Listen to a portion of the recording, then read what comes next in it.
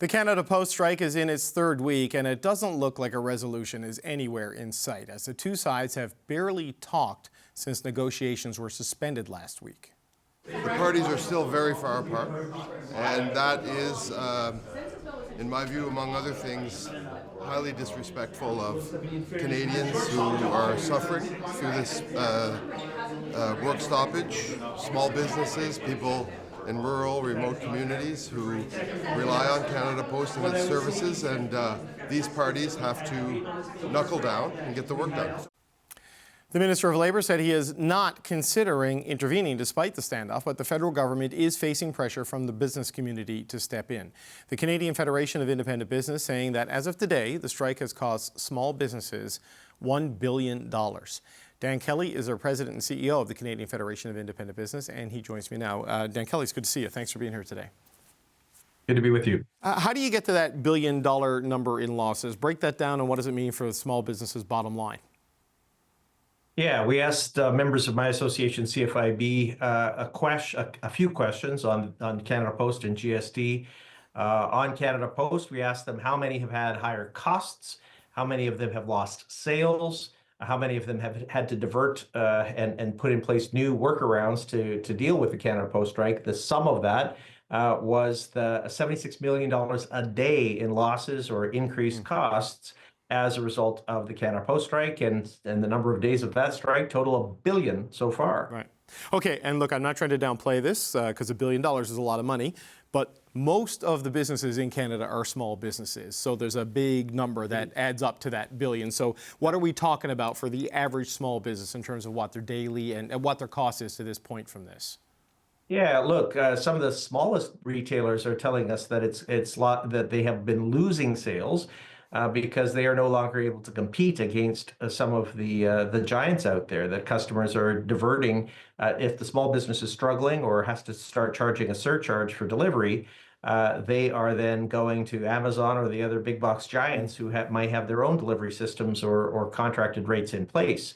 I spoke to a seed grower who sends out catalogs. He has a couple 100,000 catalogs that go out before Christmas, takes traditional orders back by mail, ships the goods primarily by mail, and told me that sales were down 73% over the holiday season, and he may be moving into layoffs of his own staff as a result of the Canada Post strike. Okay, so you can see the impact there on people who can't afford to pay for the courier services and the other things because their margins are thin.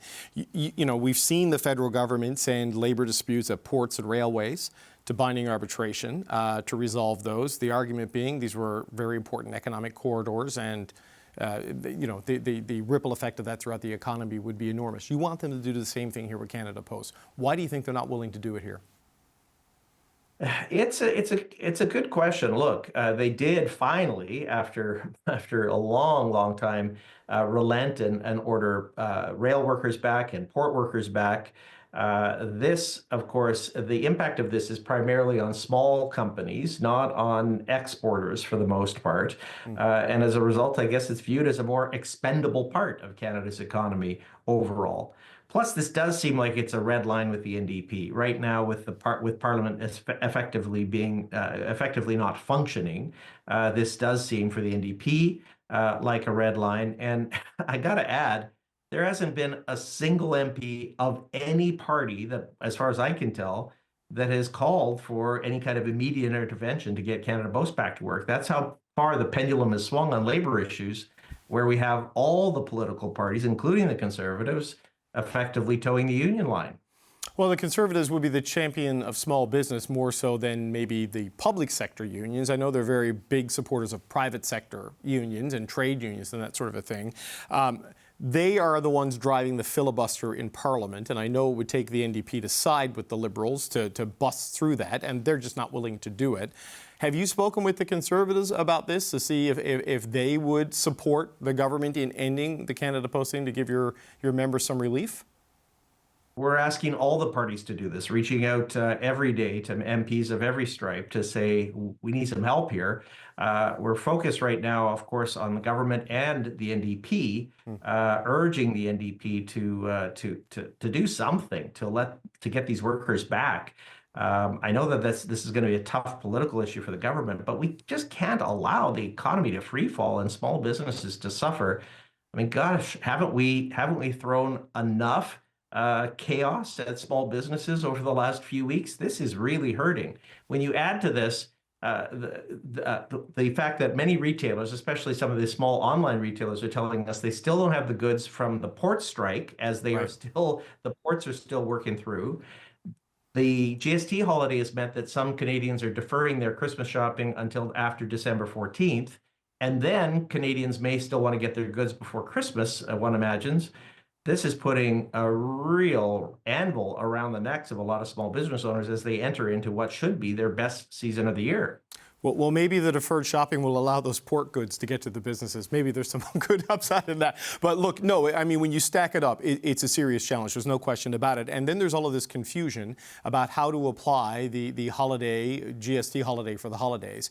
I know last week you were raising concerns about a model airplane is exempt, but the glue to put it together might not be, and all of these different things. Have you gotten better clarity from the government and agents on how this all works? Because you're saying this is going to be an administrative cost to businesses at a time when they're already dealing with all these other things we just talked about.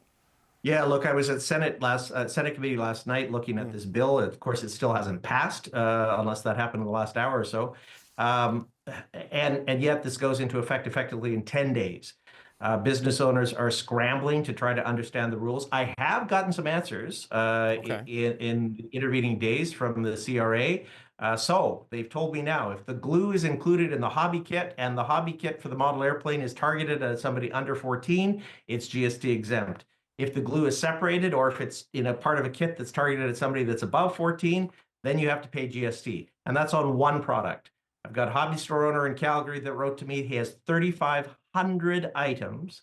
He has to go through by hand every single one of them and make judgment calls about whether or not it's going to be taxable or not. If he makes a mistake, of course, he's going to be audited post-holiday. He has to do all of this in 10 days during his busiest season when he should be serving customers. He has to put those changes into effect not before December 13th, before he closes his store, but he has to have it done in advance of opening on December 14th, the Saturday before the holidays. This is the gift that government has given, and they're expecting small businesses to be cheerleading this reduction in taxes.